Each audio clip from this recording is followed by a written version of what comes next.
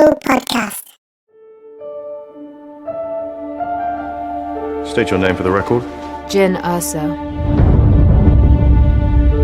Forgery of imperial documents, possession of stolen property, aggravated assault, resisting arrest. On your own from the age of 15, reckless, aggressive, and undisciplined. This is a rebellion, isn't it? I rebel.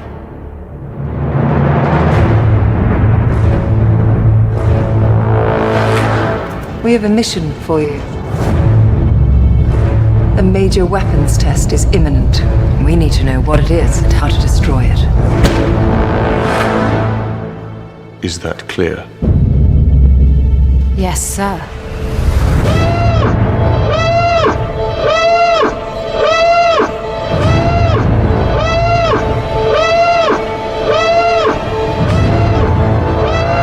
What will you do when they catch you? What will you do if they break you? If you continue to fight?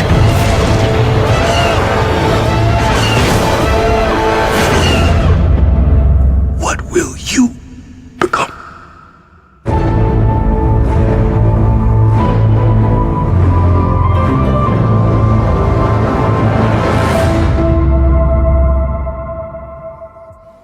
Former scientist Galen Erso lives on a farm with his wife and young daughter, Jin.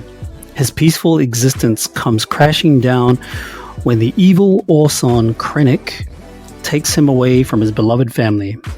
Many years later, Galen becomes the Empire's lead engineer for the most powerful weapon in the galaxy, the Death Star.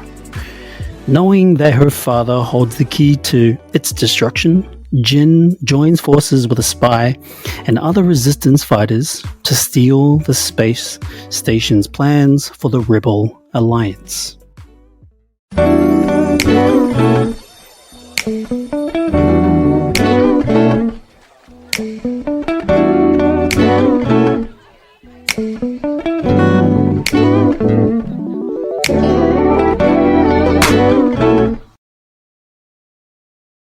Welcome to the Logical Podcast, where we review, recap, and break down everything in movies and TV series. If it's your first time here, welcome to the podcast. And if you're a regular listener, thank you so much for showing up and continuing your support. We are joined again, who's actually becoming a regular podcaster on the Logical Podcast, was formerly a guest, but now has become a regular podcaster. I think you're quite the professional now, wouldn't you say? Thanks, Rick Anese. Thank you. Absolutely. River, thank you. Thanks for the invitation again. No, it's good to have you back. And I think we're slowly indoctrinating you into the podcast world. You're great at it. So, yeah, keep coming. Thoroughly enjoying it. Thank you. Yeah. Just after watching that trailer, man, it still gives me chills, that trailer. Not only the movie is great, but the trailer does a great job at emphasizing the power of the storytelling, power of the emotion that's behind it, the motivation, the inspiration. It's brilliant. That trailer shook me again. And River, as I said to you, this is the prequel that you always want from something that you really enjoy. This is it. This is it. And it's crazy. Why did it take so long for Star Wars to do this? I mean, this movie came out in 2014. I can't remember the year that Disney bought the rights to Star Wars. It might have been, I do want to say, sorry, this didn't come out 2014. What am I saying? 2016 was when it came out. And I think the merger, not the merger, but Disney acquiring the rights to Lucasfilm might have been 2012 or 2013. Don't quote me on that. But I know it was a couple of years, maybe 2 or 3 years before Episode 7 came out, Force Awakens, and Episode 7 came out 2015, and this one the following year. So it's wonderful that we could get to this point in the franchise where we can create films like this, make it feel grounded, have so much emotional depth and clarity, And for the naysayers, for the let's call them the anti-Star Wars people, meaning, the types of people that are like, no, I hate Star Wars because of this whole kind of crazy fandom community. And they're right. The community is crazy, but they sort of miss the point, I suppose. The point is that it's just passionate people that love the lore, love the story, love the characters. And I would refer those types of people, I would refer them to, or defer them to Rogue One, because Rogue One it's kind of like the gateway drug for Star Wars. If you had doubts about Star Wars being a great story or a great film, watch Rogue One. This is your gateway drug to Star Wars. Would you agree? Absolutely. Look, you mentioned before about why did it take so long? Look, I think everybody was still recovering from George Lucas's disappointing digital prequels. Revenge of the Sith, that didn't sort of like work for me. And what was highly forgettable. It didn't work. Look, he was hanging on too hard, and I think Disney did a great job with this, and especially bringing on board Gareth Edwards. Yep, I think they did a good job with this. Absolutely. However, with the additional episodic movies, Episode 7, 8, and 9, not so great. I'm not sure how you feel about those, but personally, I don't think those are that great. Force Awakens just feels like a modern version of Episode 4. And there's some good discourse and good debate online about why J.J. Abrams decided to go in that direction and make it reminiscent. I think one of the strongest arguments I hear out there online is that J.J. Abrams was quite intentional about making it Episode 4 to reintroduce Star Wars into a new audience, into a new generation. Mm-hmm. Now, I can be on board with that. However, I think if that is the case, still make a compelling story that levels up Star Wars. Don't reiterate whatever happened in Episode 4, because then in that case you're just kind of remaking Episode 4. And if you look at how similar those episodes are, Episode 4 and 7, they're almost identical in terms of structure, pacing, and plot, like miniature plot tropes. It's almost identical. I mean, there's people on YouTube that have done comparisons, frame for frame, shot for shot comparisons, and this character is now this character. The Luke Skywalker has been replaced by what's her name? I forgot. the main actor of Force Awakens. Galen Erso. No, the main actor of Force Awakens. Oh, the Force Awakens. Ray Skywalker, right? Yes. Like eventually we found out she's part of the Skywalker family. So it's almost like, that character's been replaced by that, and then they brought Han Solo back, and they brought Chewbacca back, and it's kind of like a reunion of Episode 4 / remake, whatever you want to call it, whatever issues you might have. I'm glad you mentioned the Force Awakens there, River, because there is a bit of recycling. I think JJ was trying to sort of like attempt a nostalgic journey again, and like you said, to reintroduce a new set of fans to the Star Wars soap opera, I guess that you call it. Would that be correct? I think so, and I think they achieved it to some degree, probably not to the degree that they expected it. In terms of box office, that movie did like incredibly well, which I don't think that was ever going to be a concern for the franchise anyway. Even if the movie's bad, I don't think their concern was whether they were going to make the box office numbers. I think they were always destined to make those numbers, because as soon as Star Wars came back, everybody was like, whoa, let's go see Star Wars. And, sure enough, it was somewhat worth it. But, sort of looking back at those films, they're not great in comparison to something so story rich and so story heavy and relatable and with connection, such as Rogue One, right? Rogue One is just an outstanding piece of cinema, storytelling and character building. Without doubt. Looking again at The Force Awakens, I thought I think his plotting was a little bit haphazard, but this just worked. Gareth brought in a very dark and moody space opera, and he manages to bridge that gap between like the old school 70s charm, but with like we're looking at like a leaping forward to an ultra modern sort of 21st century visualization. That to me, that was great, and it actually felt more part of the same cinematic universe that existed with The Empire Strikes Back. If that kind of makes some sense to you? Yeah, I like think that. so. And that was a 1980s production as well. Wow. Yeah, I mean, I think it has the same urgency and threat, I suppose, that Empire Strikes Back has. You know, Empire Strikes Back is a fast-paced film, and I feel like Rogue One takes after a little bit of that too, but more towards the end. I guess that sort of ramps up from when we meet Galen Erso again, and then getting into the third act, which is that big showdown in that in the Bahamas.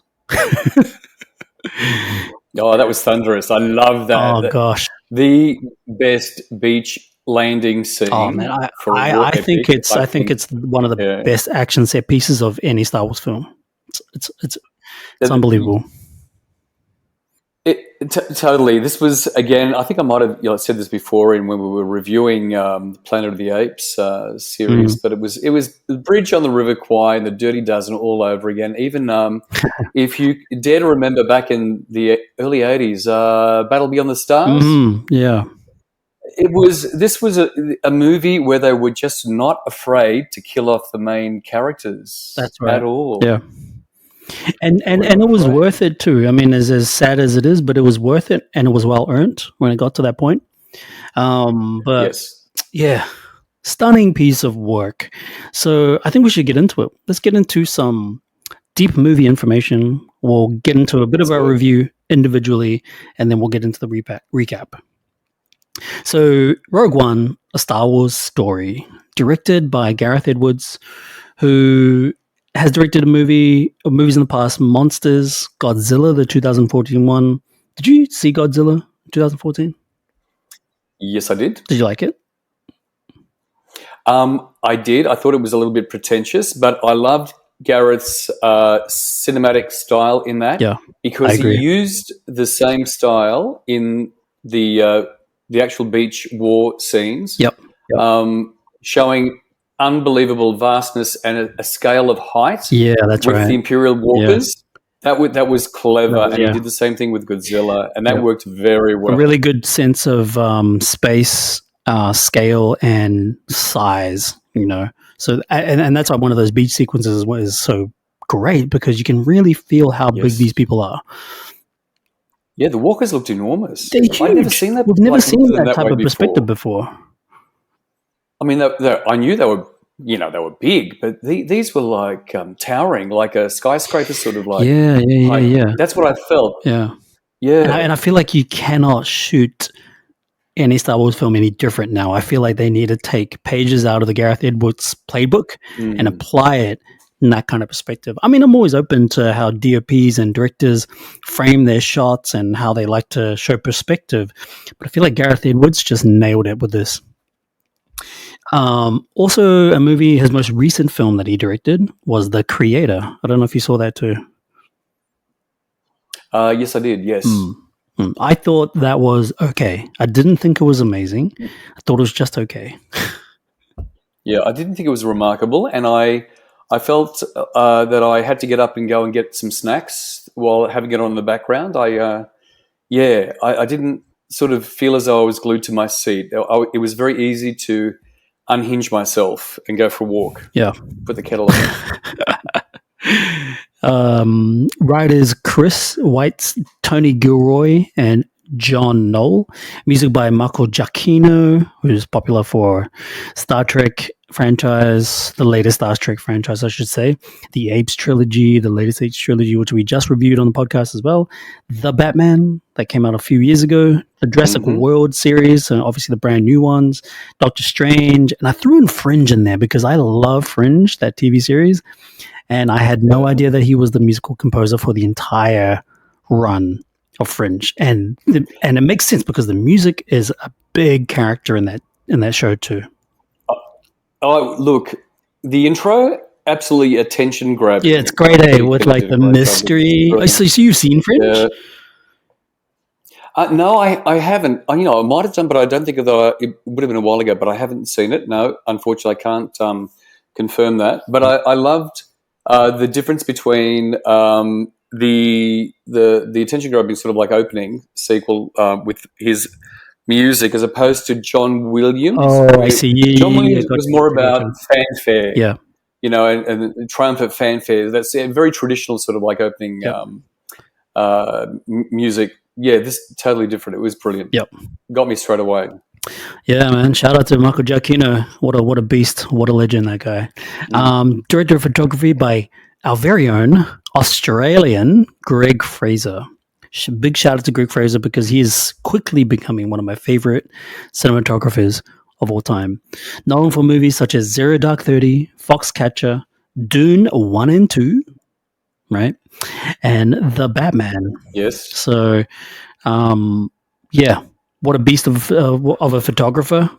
He's probably like just with the properties of Dune 1 and 2 and The Batman, he's probably going to go down as one of the greatest DOPs of all time. 4 writers credited for this movie. Yep. Yeah. Very interesting. Exactly.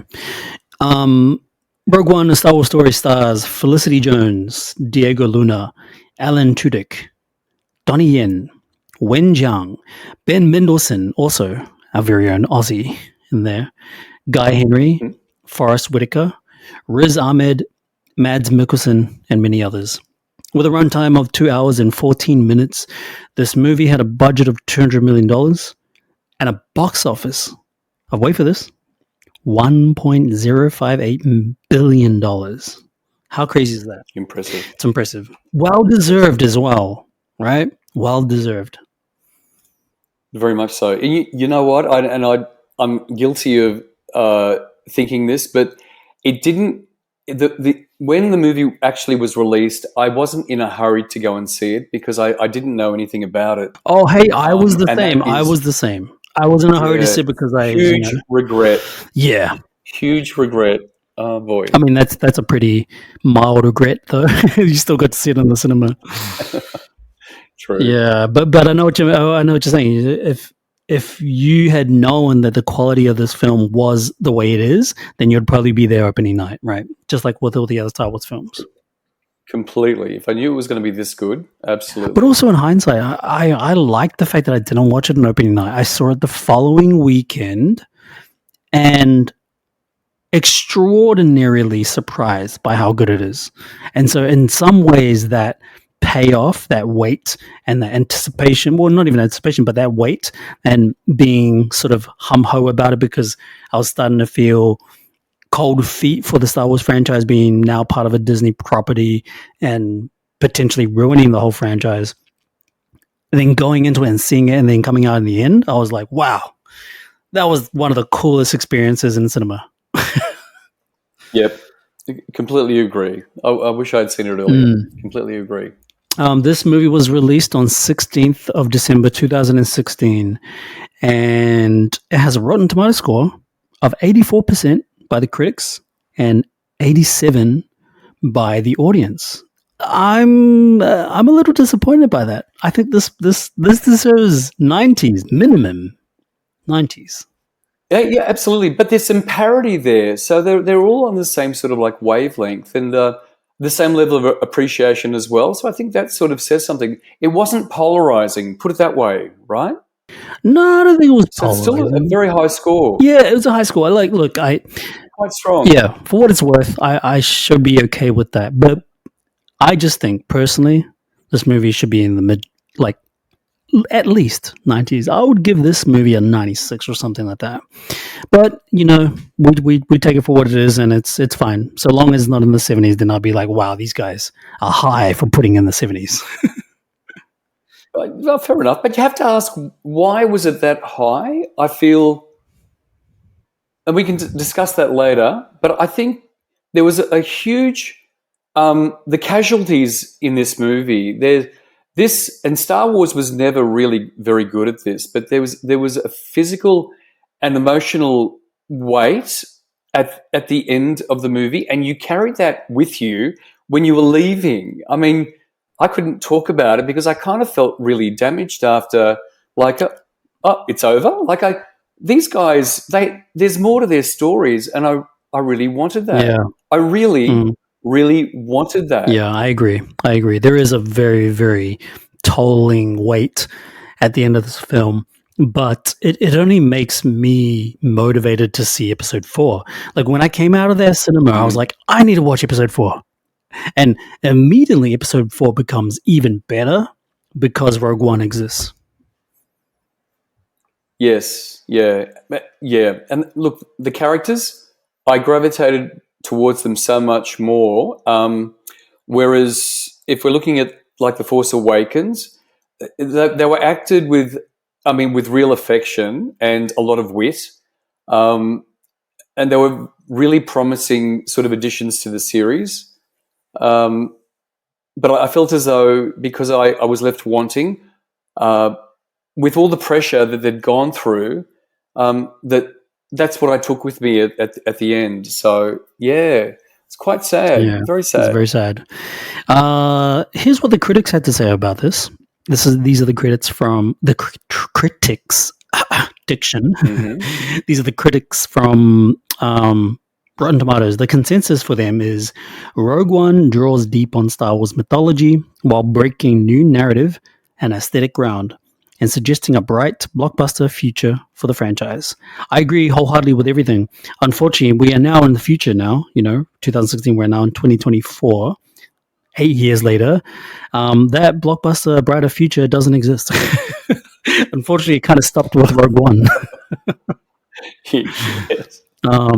Maybe with the exception of things like the Mandalorian TV series. I really rate and love that TV series. And I haven't seen this, but I hear it is incredible. Andor. I hear Andor, which is obviously the series about one of the characters here in Rogue One, Cassian Andor. Yeah. So that's Diego Luna, yeah? Diego Luna. That's a prequel story, obviously, to Rogue One. Otherwise, he's sort of exists in another part of the multiverse. Right. But yeah, apparently the Andor series is also quite amazing as well. The most recent series in the Star Wars mythology under Disney is Ahsoka. I don't know if you got to see Ahsoka, but Yes. Not yet. I haven't seen it yet on my either. list. I've probably seen 2 episodes, and I'm keen to see the rest because those first 2 episodes were quite good. And there's some spoilery things in there, which I'm sure the listeners of this particular episode have already seen, because I'm assuming you're clicking on this episode because you love Star Wars and you want to hear what our opinions are about the entire movie and blah blah blah. So yeah, not entirely a bright blockbuster future. However, I'm still hanging on there. I don't know about you, Rick, but I'm still hanging on there to a little bit of optimism. Dave Filoni and Jon Favreau are going to be a lot more involved in Star Wars moving forward. I have a bit of hope because of those two. Jon Favreau did brilliant work with Iron Man. Oh yeah. I mean, and both him and Dave Filoni, they're both nerds. They're both Star Wars geeks, just like you and I. And so when you leave it in capable hands, such as Jon Favreau and Dave Filoni, there's nothing really to worry about, right? Yeah. True. Look, for someone who is not a fan, J.J. Abrams, he wasn't also a fan of Star Trek, but I think he did okay with that in the reboot.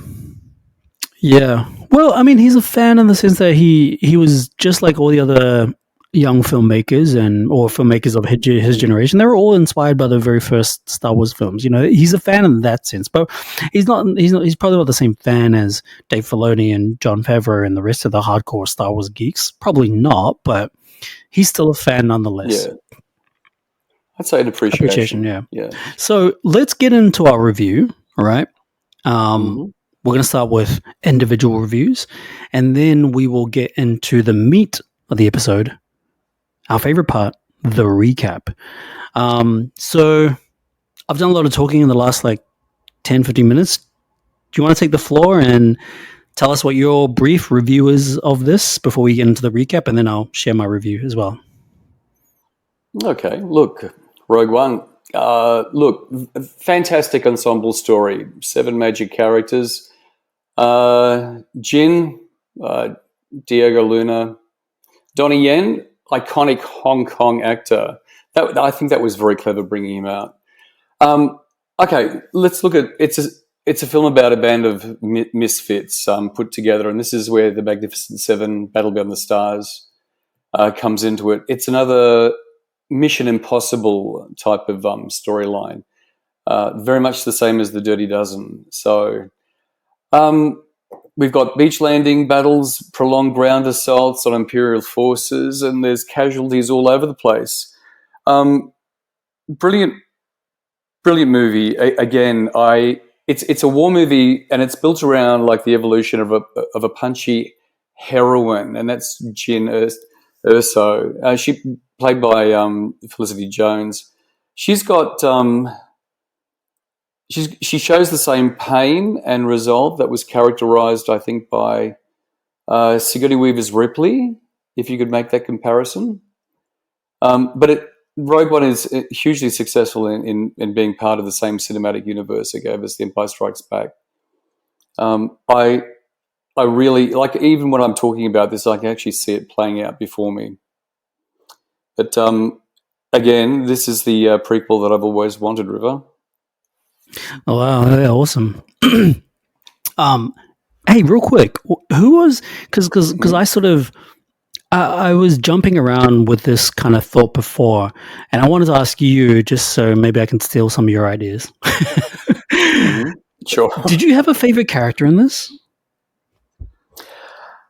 Okay, look, I had a lot of favorite characters in this for all different reasons. Donnie Yen, I love that he was given the freedom to actually make and create his own character, but turning him blind was a stroke of genius. It made him just so interesting.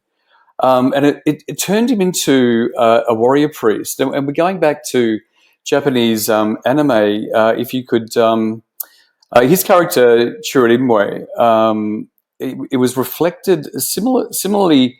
If you remember Zatoichi, that was a character that was who also had a very unshakable faith in his masters as a blind swordsman, and that's where he borrowed the character from. I thought he borrowed it from. Do you remember Blind Fury, that movie with Rutger Hauer? Oh, yeah, and it kind of reminded me of that, like Blind Fury. Yeah, very much so. Okay, yeah, I can see that now. Absolutely. This might sound a bit odd, but I found Riz Ahmed, his character, as in like actually bringing the plans and the knowledge on how to defeat the Death Star. I thought him as a character, I wanted to know more about him because he was so skittish all the time and so amazingly nervous. I thought the guy, frankly, he was going to shit himself for like every 2 seconds with where he was trying to convince everybody why he defected to the rebels. After realizing the Death Star's power, I would have liked to have seen more. He was like a really nervous chihuahua for some reason. I don't know why, to me, that he went that way. But I think it kind of makes sense. Sorry to interrupt. I was just going to say, real quickly. No, you're right. For Bodhi, what's his name? Bodhi Rook, I think it is. Yes. His nervousness made sense to me because he was. He was being chased essentially by the Empire, and I can't imagine that being any more petrifying than anything else that exists in that whole universe, right? Oh, sure. He was exhausting. Yeah, you could feel it. And very well done on his And I think that's why his portrayal was so important, to really feel how threatening the Empire is. Because, let's face it, right? In the whole Star Wars mythology, the whole Star Wars saga, the Empire doesn't feel like it's horrifically threatening. It doesn't feel like how would you put it? It doesn't feel like a horror villain or anything like that, right? It doesn't feel like a scary petrifying villain. It's quite comical. It's quite playful, but you still identify as the enemy. But I think in Rogue One, the Empire is sort of made out to be the most like horrific force that I've ever felt compared to other films. I mean, what would you say about that? I felt it was the aspect of it being menacing with intent was always there. It was always in the background. And you were reminded when Darth Vader made his appearance, and that's where you were grounded, and you knew where this was coming from and the motivations behind it. The characters there was a sense of depth of evil amongst them, and these are when bad people do bad things. Yeah, so it's a little bit blurry, but that was on both sides, though, as well. I also felt like Diego Luna's, he was full of very messy compromises, and he had a very murky, murderous assassin's sort of like past, like playing on both sides. So there was also there was a lot of dirtiness in that respect as well. So, but that's what war does, I guess. Yeah, fair enough. I see your point. So is it my turn? Should I get into my quick review before we get into the recap? Go ahead. Okay, so I think, like we were saying earlier, even before the recording, this is the best Star Wars movie.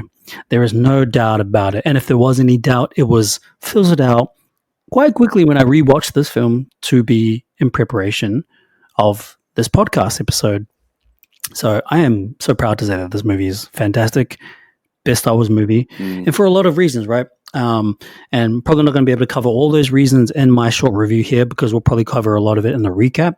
But I'll name a few things. One, the story, it makes you feel something without having the characters motivate you to feel something. I would argue, and I would posit that Star Wars as a mythology, as a story, as a set of films, is all carried by the characters. And I don't think a lot of people would argue that.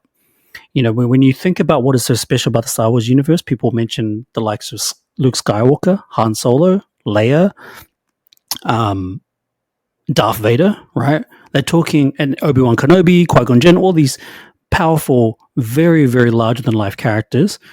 Those are the first things that most people would say. And so in a way, you could say that the franchise and the mythology is carried by very, very, very, very powerful characters that we can connect to. However, I think in Rogue One, we not only have good characters and powerful characters, I would say that the story anchors how well this movie is and how much we connect to it emotionally, right?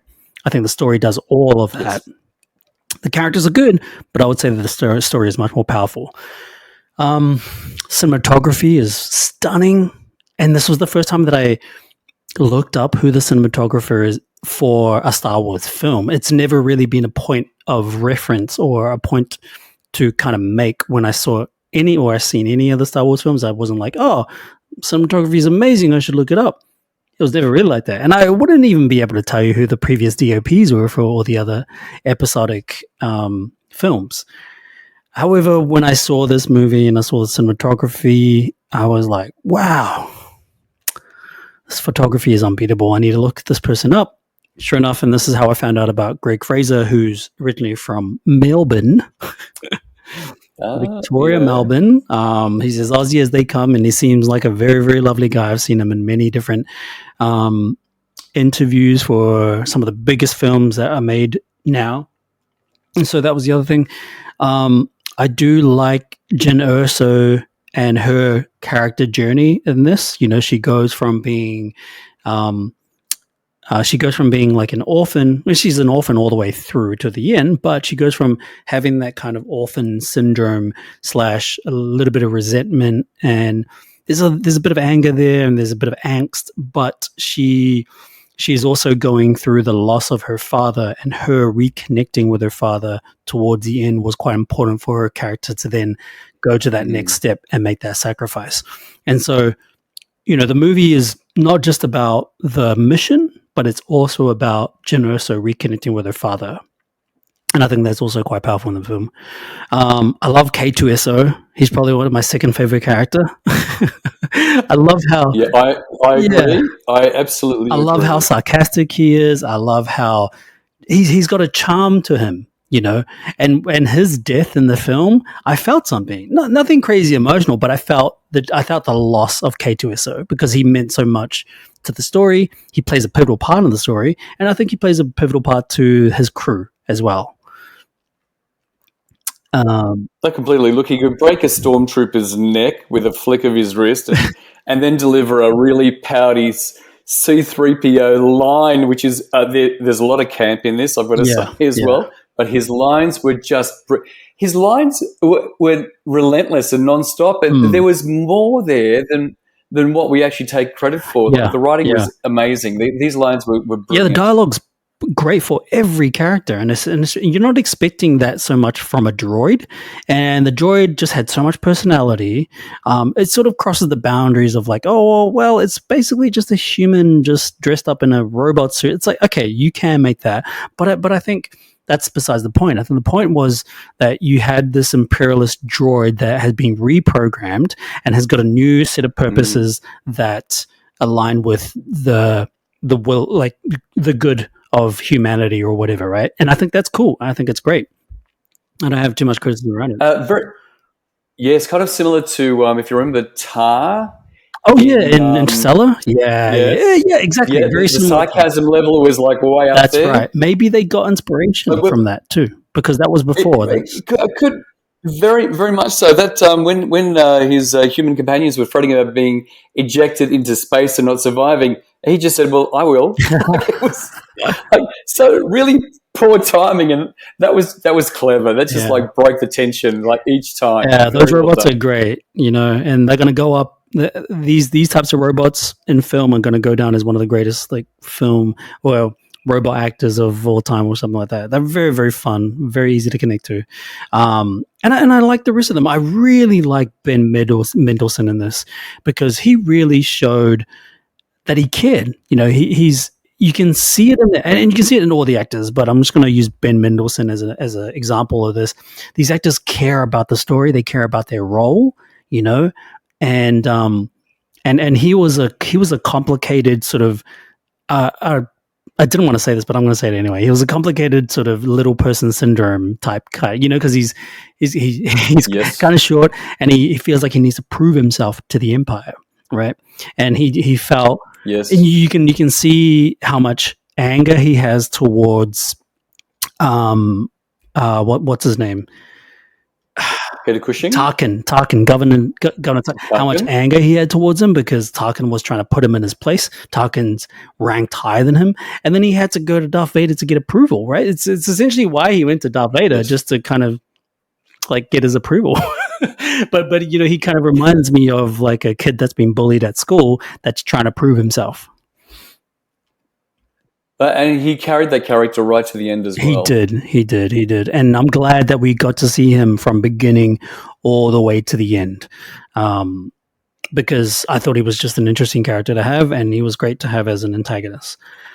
And look, the rest of them are great. I think Mads Mikkelsen's great, but my only criticism about Mads Mikkelsen's character is that I wish I had more of it. You know, I wish there was a bit more of Galen and Jin screen time. You know, we see more flashbacks. We see a little bit, but I would have loved to see a bit more to really send that relationship, that reconnection of the relationship home. That's kind of my only criticism about that. But overall, great film, and I'm looking forward to getting into the recap. Yes, but what you just said there about Mads is Galen Erso and his character and how you wanted to see more. And I will say that about all the characters, but I'll leave that till the end. Yeah, of course. I mean, and this will be my only detraction of this movie. Okay. Yeah. You mean negative? You can say negative. It's fine. Negative. Okay. Thank you. Thanks for the validation and the permission, River. All right. So, are you ready to get in the recap? Yeah, absolutely. All right. For the first time listeners, Recap is just us walking through the entire story from beginning to end. We interject what we think about certain aspects of the film, but this allows us to analyze with a fine tooth comb. Is that the expression? Fine tooth comb? Yeah, let's go with it. To analyze it very, very much in detail so that we can discover what we liked, what we disliked, and then we come to a very, very informed rating out of 10 towards the end. Let's get into the recap.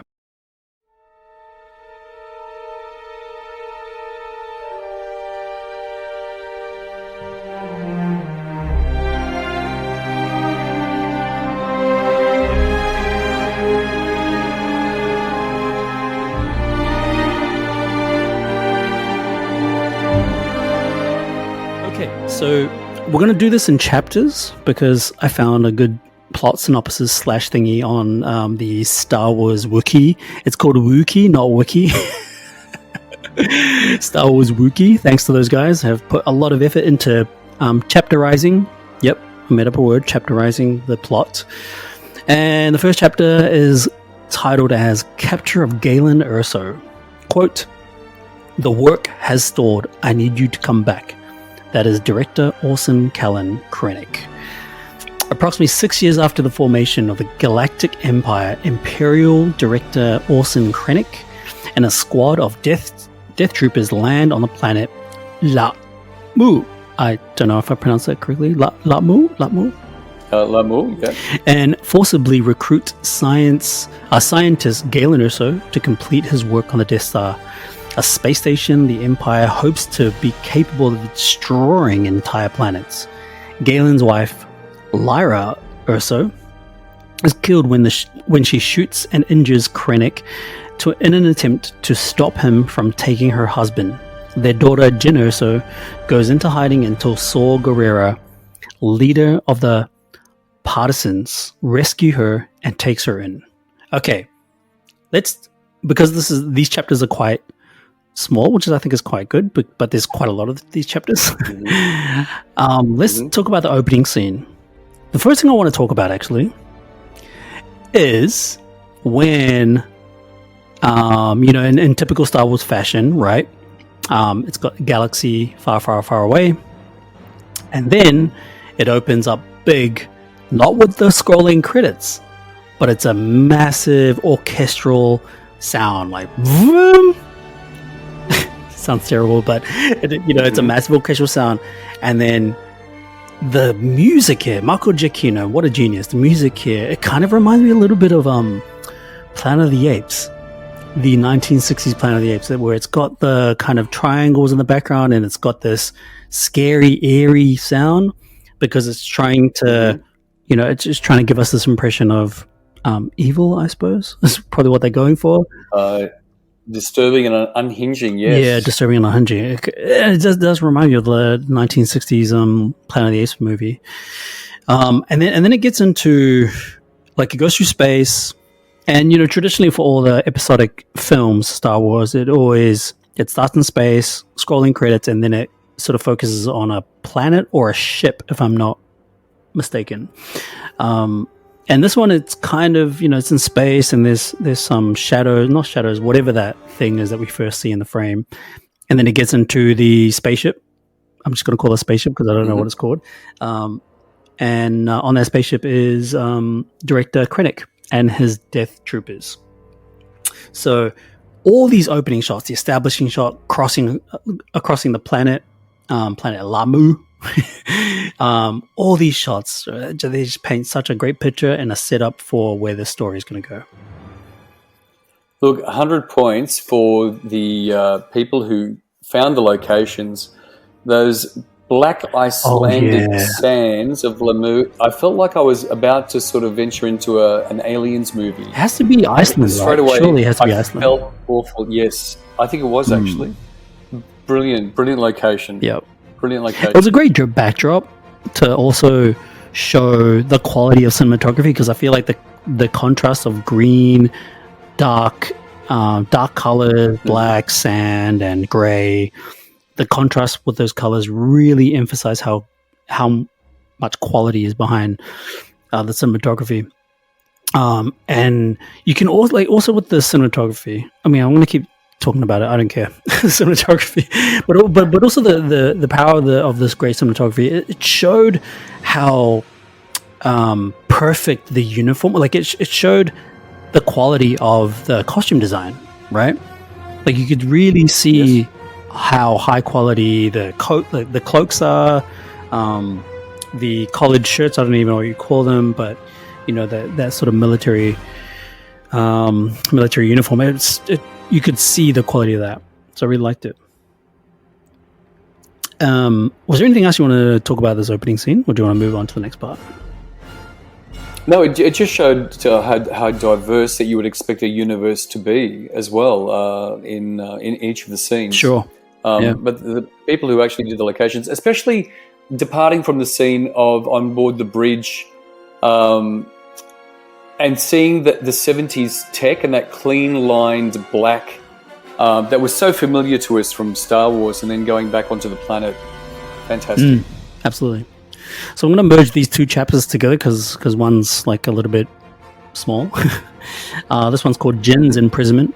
13 years later, an adult Jin Erso, under the alias of Liana Halleck, has been imprisoned in a detention center in Warbani, sharing a cell with Ulin Musters. Next chapter is called Mission to the Ring of Kafrene. Quote, a planet killer, that's what he called it. Unquote. By Tivik to Cassian Andor.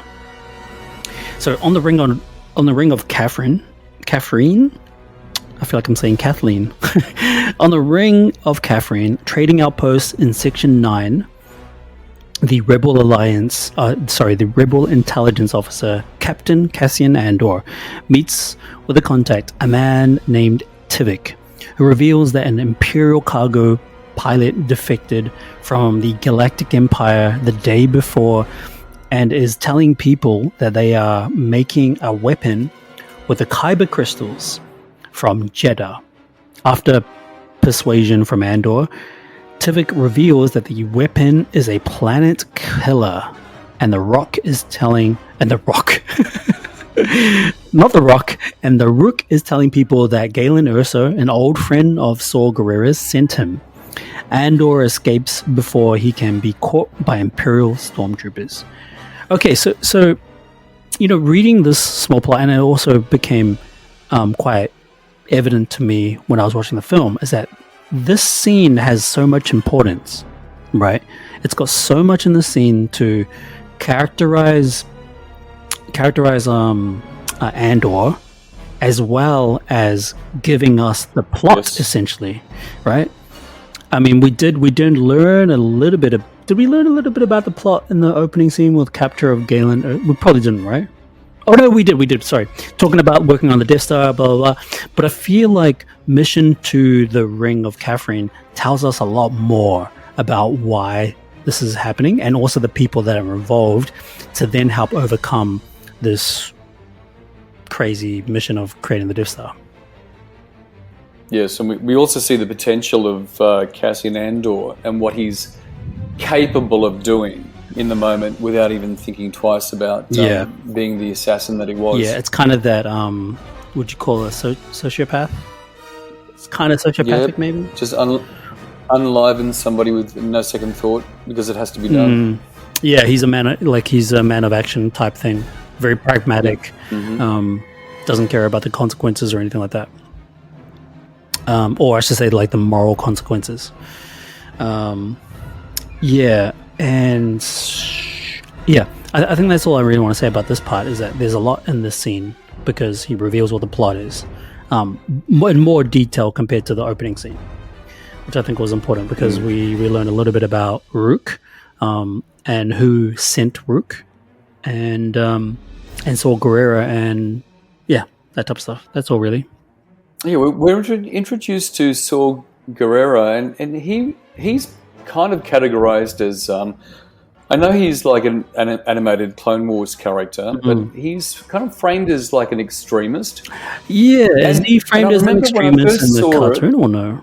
Yeah, but I don't know. Even when I first saw the movie, I I kind of couldn't get the point of his character. Yeah, look, okay, he's there, but he didn't really, to me, add a lot. I felt like he was slightly the way. Look, okay, given like the ability, like Donnie Yen taking on his own character and developing it the way that he did, I kind of feel as though that Forrest Whitaker thought, yeah, okay, I'll do the same thing, and just went and grabbed some garbage and said, this is this is who I'm going to be. There was a lot of overacting in that from him, and I thought it was just he was more RoboCop than anything. Yeah, else. I agree. And, like, yeah, and that really that mask that he was kind of like always sort of like breathing from, it just looked. It's a bit tacky. I don't know. Yeah, I agree. I think if there was any character that was a waste of time for this film, it's definitely Saul Guerrero, because he didn't really contribute to the story as much. You could have done this film without Saul Guerrero, and it wouldn't have changed. Yeah, Donnie Yen was trying to be like a warrior priest. It was Saul Guerrero meant to be like Moses? I don't know, but like he didn't really have any like much to contribute to the story. Apart from the person who saves or protects Galen Erso in a way, and that's the only real value he has in the film. Other than that, like he's just kind of a wasted character. The way he was put together was he was cartoonish. I would have liked some sophistication with this anyway, but it didn't happen. I agree. All right, so an urgent message, quote, "I need to speak to Saul Guerrero," unquote, Body Rook. Having defected, Imperial pilot Body Rook seeks out Saul, carrying an important message from Galen concerning the Empire's construction of an ultimate weapon. He finds Guerrero's hideout on Jeddah, but Guerrero's partisan soldiers, including Benthic, are distrustful of Rook's intentions and capture him. They bring him before Guerrero, and though Body pleads his case to the partisan leader, Guerrero does not trust him either, fearing that he is being lured into a trap. To discover if Rook is being truthful or not, Guerrero subjects him to the torturous creature Bugali, an experience which leads to a temporary loss of Buddy's sanity. Is there much that we want to talk about there, or I don't really have much to do? No, this is really just kind of a way of putting the character in a particular space where he's kind of vulnerable, and eventually he needs to be rescued by the soon-to-be revealed it's like submission from Galen Erso and the other rebels. Yes. Yeah, it's not really much to say there. Okay, I'm going to move on to the next chapter. No, I think he had to be in a vulnerable situation to be rescued as well. Yeah. Just to stand still for a second because he was so skittish. Yep. This chapter is called Freeing Galen Erso. Quote, "We're up against the clock here, girl. So if there's nothing to talk about, we'll just put you back where we found you." Unquote. That is from Davtis Draven. Jin is freed from Imperial captivity by Extraction Team Bravo and brought before rebel leaders, including Mon Mothma, Jan Dodana, Bail Organa, Davtis Draven. These names are cool, but very hard to pronounce. And Andor. They convince her to help them get an audience with Saw, whom Jin has not seen since he abandoned her years prior. Though the mission is presented to Jin as one of extraction, Draven covertly orders Cassian to kill Galen so as to prevent the weapon from being completed. Jin along with Cassian and his reprogrammed Imperial droid K2SO, set off for the moon, Jeddah, in a rebel U-Wing. I love when she gets captured. Not captured, when she gets extracted, the big explosion happens at the back. And then she tries to sort of fight off K2SO, but K2SO puts her down. And what does he say? He says something like, "Congratulations, you have been rescued," or something. That's like his first line as a droid interact, or as a character interact. It was perfect.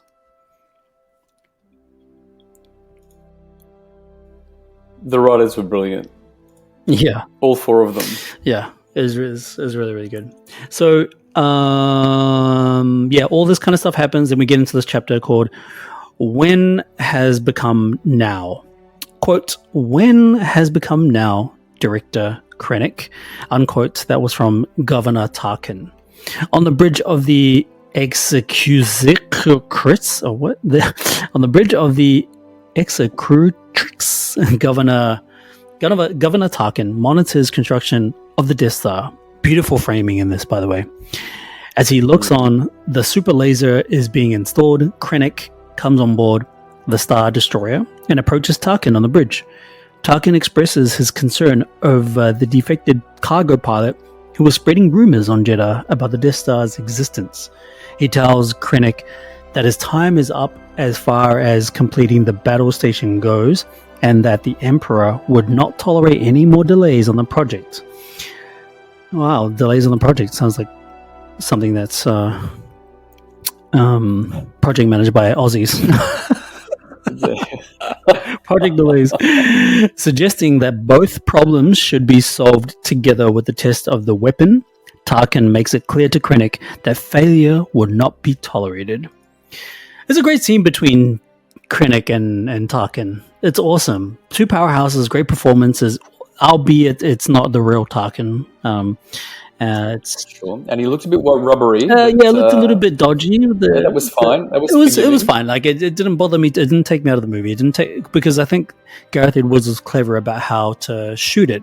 There's a lot of shadow on the face, so you don't see the crazy intricacies of how bad the face. What do you even call it? I can't think of the term right now. A lot of back of the head sort of like filming as well, if you can say filming. Yeah, but they sort of purposely put him underneath shadows so that you don't see the glaring, terrible visual effects that face thing is. I can't even think of the term right now. Facial... expressions? No, there's a visual effects term for it. It's not even coming to mind. Oh. Anyway, yeah, like the scene between them two is great because there's good amount of tension, and you understand the dynamic that they have, that one is more senior than the other, but also one is more experienced and one is just a higher rank. And Tarkin is that rank, and Krennic has this kind of small man syndrome moment going on. Yes, Tarkin was going to live on where Orson was not. Yes, exactly. Yeah. So yeah, great scene. Orson, I mean, really, they were setting him up to fail all the way through, and finally, that's exactly what happened. Like, the guy was just not going to win, regardless of where it was going to go. Yeah. Poor Krennic. Poor guy. He just didn't have it. He couldn't cut it. And the other thing that I like about the scene too is just the way the camera is positioned in reference to Tarkin, where it's behind him and you're watching the laser getting attached to the Death Star. It's such a cool shot. What a great shot. And it's sort of a great way for Gareth Edwards to really display, like put on full display, the construction of the Death Star. And we've never had this type of perspective or showing of any kind of thing in the Star Wars universe. It sort of makes me think, how cool will it be if we saw moments, doesn't have to be a lot, just similar to how they're putting the Death Star together, but moments where we see them putting the AT and AT together, or even putting the Star Destroyer together. I don't know, something really gigantic and overwhelming, that you see the construction the same way. And obviously you don't want to spend freaking 20 minutes of them building something, but it's to show, I guess, the gravity of something so story altering, or crash course correcting, or whatever, something like the Death Stars is like that. So it's pretty cool the way he does it. Yes. Considering it was framed originally as a peacekeeping weapon, yes. Everything's peacekeeping for the Galactic Empire.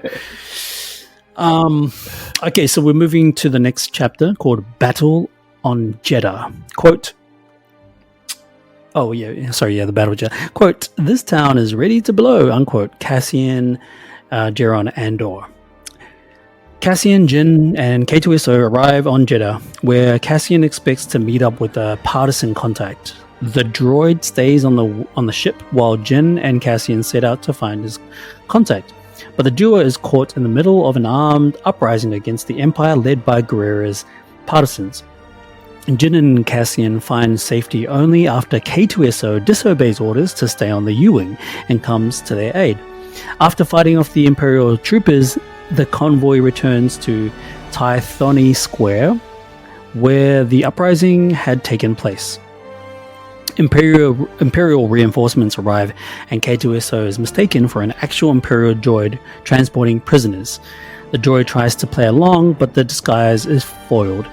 I love how K2SO does this, where he says, "I'm taking these prisoners to be imprisoned in the prison." He says something like that, and then Andor goes to say something, and he says, "Be quiet!" and he hits him on the face. Say "be quiet" or "shut up" or something. It's so well improvised, like perfect 10 out of 10 improvisation from a droid. I thought that was hilarious.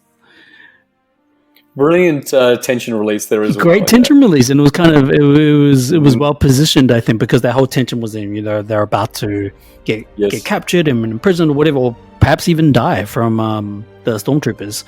But it was just so funny how he did that. And then I love how KTSO then apologizes. He's like, "I'm sorry, but it was," what is this? I think he says it was like a reflection or something like that, or it was like instinctual. I don't know. I was like, "Wait, you're a droid. You don't have instincts." Oh, that was so good. I loved it. But even before that, when he's told to stay on the ship, or even at least going back a little bit, but when they get on the ship and Jin also gets a gun, or she finds a gun, and then he's like, "Why does she have a gun?" And he's kind of like, he's implying that I don't have a gun, so I should have one too. And then I love how he says, "Do you want to know what the probability is of her using it against us? It's very high. It's high. It's very high." It's so good. It is so good.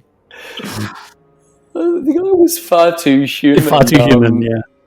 For his own good, yeah.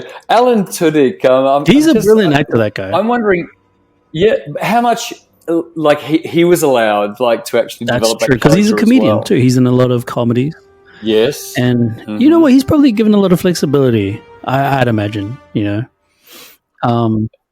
It's so hilarious. I wanted to see more of K2SO, but unfortunately, we're not going to see more of him because he died. No. They are saved by the intervention of blind warrior Chirrut Imwe, the mercenary Baze Mulbus, guardians of the Kyber temple on Jeddah, of which the Empire is stripping of its treasures. After the Imperial reinforcements are fought off, the group thinks that they are in the clear until a group of partisans, including Benthic, arrives and takes over the square, kidnapping Andor, Erso, and the two Guardians, with K2 having gone back to the ship. Benthic feels that Andor was hostile towards the partisans during the uprising because he shot one of their own who was preparing to throw a grenade at a tank next to which Jin was hiding. Jin reveals to the partisans that she is the daughter of Galen Erso, and the partisans take them to their headquarters in the catacombs of Kadera and imprison them. Next chapter, titled Galen's Message. Quote, "The reactor module, that's the key. That's the place I've laid my trap." Unquote. That is Galen Walton Erso. While Cassian, Chirrut, and Baze are locked in the cells, Jin is brought before Saw. The calm, captive Chirrut prays to the Force with his mantra, "I am the one with the Force and the Force is with me." While Baze mocks his partner's mystical ways, Cassian becomes impatient with Chirrut and begins to try and pick the cell lock himself. Guerrera is surprised to see Jin, having parted ways with her years before. He is still wary that the pilot's message and Jin's return is simply a trap, but when Jin explains her intentions of finding Galen, he becomes more comfortable He questions what Jin wants to obtain from this, to which Jin answers that she wants no part of it and that her role is finished. Refusing to believe that Jin no longer cares about the rebel cause, Guerrera offers to show her something that he feels will change her mind. Meanwhile, on the Death Star, Tarkin and Krennic prepare to test the weapon on Jeddah City. Having evacuated all Imperial forces from Moon via Protocol 13, Krennic goes to order the complete destruction of the Moon, but Tarkin overrules him and orders that the test firing be conducted at minimum power. With imminent danger approaching, unbeknownst to those on the Moon, Cassian, Chirrut, and Baze linger in their cells. They notice that in the cell next to them is an Imperial pilot, Body Rook, and Cassian begins to question him, curious if he is the cargo pilot and brought the message. Bogali effects on Body are clear, and he does not seem to understand what Cassian is talking about until he mentions Galen's name, and Rook's memory is jogged. As the Death Star's super weapon commences primary ignition above the Moon, Guerrera begins to show Jin the message that Body brought. The message is a hologram in which Jin's father expresses his love for her and discloses his coerced help on the Death Star project. Galen also reveals that he covertly compromised the Death Star's design by including a subtle vulnerability in its reactor that can be used to destroy it. He tells her the structural plans are in an Imperial high security data bank on the planet Scarif. However, before the hologram can finish, the Death Star fires on the Moon and chaos ensues. Now, that was a big chapter. Galen's message. Do you have something that you want to say about this before I jump in on this particular chapter? Well, there were a couple of things that with the introduction of characters there. Chirrut Imwe, his cranky but loyal best friend Baze Malbus played. I've never seen the actor Jiang Wen before. I can't remember what he starred in, but I know that he was a legendary marksman in this movie. But I kind of wondered how they were placed together and what their storyline was before this. I would have liked to have known why they were like the loyal best friends that they actually were. And there was a line delivered which I loved. Saw Gerrera mentions to Jin on her return, so you can stand to see the Imperial flag rain across the galaxy, and that is the question to her. And she says, "It's not a problem if you don't look up." Yeah, I remember that line specifically too. Yeah, and it was delivered too quickly because that was like, yeah, absolutely, like very, very nicely said, very nicely done. Yeah, because I think it says a lot about her character. Her character is someone who has been on the run for so long, and she's probably so jaded by this whole thing of being on the run for so long against the Empire and losing her father that she just has got to a point in her life where she just has to close her eyes or not look up or just kind of get on with it, which I think is cool. And she's been told what to do, questioned and lectured all along at this point. So, and this is where she's let off the leash. Yeah, it's cool. It's a great line. And she also quotes, rebellions are built on hope. After she's been, she declares that she is indeed a rebel. Yeah, brilliant great line. I mean, like in this whole chapter, I think what they accomplish is not only moving the story forward, but then it also shows the imminent threat that the Death Star is doing. The sort of laser strike, the low power, whatever. Governor Tarkin says, put on low power and just destroy the city. While that's all going on, that's quite a lot of energy beneath this dialogue scene between all the characters and the discovery of other parts of the plot too and where they're going to go to next. I thought it was great. I thought it was really cool. And it's at this point where all of a sudden I felt as though I was being brought back into The Empire Strikes Back. This is where I feel as though a lot of the imagery and the framing and the acting and the casting and the really fast, multi-layered plot was sort of mirroring at that moment. That's right. Yeah, it was really good. I loved it. I love every part of the scene. Not a moment is wasted.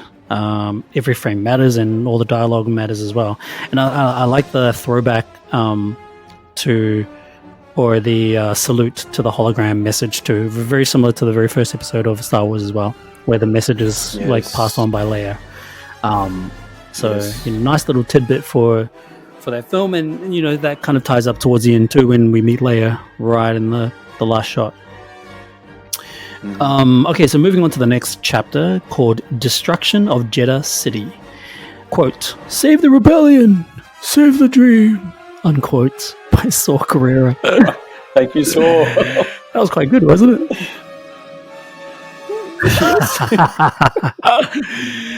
It could have been a soundbite. That's how good it was. No, okay. So as the imminent destruction of Jeddah City begins, the partisans and in the catacombs begin to flee. Cassian quickly hotwires the cell door, and Chirrut and Baze escape captivity. Cassian hurries to the convoy's possessions that were seized when the partisans kidnapped them, and frantically uses his comlink to call K2SO, who describes the destruction ensuing outside. Cassian informs him to locate their position so they can escape before they can flee. Cassian goes to find Jin, telling Chirrut and Baze to flee the pilot, which Baze does by blasting the cell door with MWC 35C Scato Lightning repeating cannon. Okay, that's a really big missile, I guess, for those who don't know what that is. Cassian locates Jin and informs her that Bodhi has told him where her father is. Gerrera urges her to go with Cassian, but when Jin suggests he comes with them, he refuses, electing to remain there and die with the city. The mass exodus of the catacombs begins, and those who exit look on in horror as they see Jeddah's surface beginning to peel back, destroy everything in its path. As the catacombs begin to collapse along with everything else, K2SO pilots the U-Wing through the destruction to pick up the convoy. Cassian, Jin, Chirrut, Baze, and Bodhi hurriedly board the U-Wing, and the ship begins to escape through destruction. Gerrera watches from the collapsing catacombs as the U-Wing takes off and blast wave overtakes the area. Shortly before his impending death, Gerrera tears off his breath mask and accepts his fate. Jin watches from the U-Wing as the wave consumes the catacombs and kills Gerrera. The convoy looks on in horror at the destruction outside as K2SO and Cassian pilot the U-Wing, fleeing the destruction that threatens to overtake them. Barely escaping the blast wave, Cassian hurriedly punches in the calculations and the U-Wing blasts into hyperspace, narrowly escaping Jeddah. As the Death Star's demonstration is carried out, Krennic, Tarkin, and many other Imperials look on with golf claps. I might add. Golf claps, yeah. They do clap, right? I think they do. It's like golf claps. It's not like, celebration claps, just golf claps. Krennic expresses the beauty of destruction. With the demonstration complete, Tarkin congratulates Krennic, but promptly uses Rook's defection from Galen Erso's Imperial facility on Edu and the security leak on Jeddah under Krennic's command as a pretext to take control over the project. Enraged, Krennic openly challenges Tarkin's decision and decides to deal with the defector and the potential rebel sympathizer on Edu personally. In the aftermath of the incident on Jeddah, Cassian sends a coded message back to Alliance base to inform them that Jeddah has been destroyed and that he has learned that Galen is on Edu. Receiving the message, General Draven is dumbfounded by the destruction of Jeddah City, but advises Andor to keep the plan of killing Galen. Already in hyperspace, Cassian receives Draven's instructions and informs K2 Erso to set their course for Edu. The entire convoy is in shock concerning Jeddah's destruction, and having a troubled Chirrut begs Baze to describe the extent of the destruction. Baze reluctantly consents. Knowing now that her father is on Edu, Jyn explains to Botta, who mistakenly believes that his message was too late, that Galen has laid a trap in the Death Star. However, with the message having been destroyed in the chaos of Jeddah, she has no way of backing up her claims with the group and the group is wary to believe her. With Cassian refusing to send word of Jyn's claim to the Alliance, she resolves to get her father on Edu and bring him back to the Alliance so that he can tell them himself. Okay, lots to unpack there. It's basically the destruction of Jeddah. They then figure out what they're going to do next, and their next step in the plan is coming in the form of a dubious message that no one really believes from the hologram from what's his name? The pilot. That was the hologram that got destroyed, and Jyn wants them to, I guess Jyn wants them to believe them that there is this hologram with a message that they need to save the father, which is a complete conflict to what's his name, Cassian wants to do when he's under orders to murder the father, which that she doesn't find out until later on. However, he does have his doubt at the end. So he has a conscience. He does have a conscience, which is great. Moment of hesitation. Which is great. It was important for that chemistry to work, for him to have a little bit of conscience. I think we needed some redemption there as well from his character. Yep. And I also think that conscience comes from some of the stuff that he's experienced in the past. When they have that dialogue exchange between the two of them on the ship, she's trying to criticize him. He then responds to that criticism by saying, "You haven't been in my shoes," essentially is what he's saying, right? You haven't gone through this. Yes. There's some clever lines that he says about her not going through it. But he's basically just saying that, you don't understand what the decisions that I've had to make. You've never been in that position. And I think that's quite powerful coming from him. But then it also sort of elicits this, maybe not elicit, but maybe give you the idea that he has gone through things that would allow for him to be sympathetic and empathetic towards things, and have a sense of conscience and moral belonging. And the thing that doesn't really, that you're never really in doubt for, is that he is a rebel and he is loyal to the Rebel Alliance. Yes, and his character couldn't afford to have empathy in those moments. Yep. So we get that. Yeah, so we definitely get that. Moving on to the next chapter, called Mission to Edu. Quote, "The Force moves darkly near a creature that is about to kill," unquote. That is from Chirrut Imwe. With Tarkin having seized control of the Death Star project, Krennic departs the Death Star in his ST-149 shuttle en route for Edu, where he plans to expose the rebel sympathizer in Galen Erso's team. Meanwhile, the rebel convoy, also seeking out Galen Erso on Edu, approaches the planet in their U-wing. The planet's stormy conditions hinder their approach, and as Body guides them towards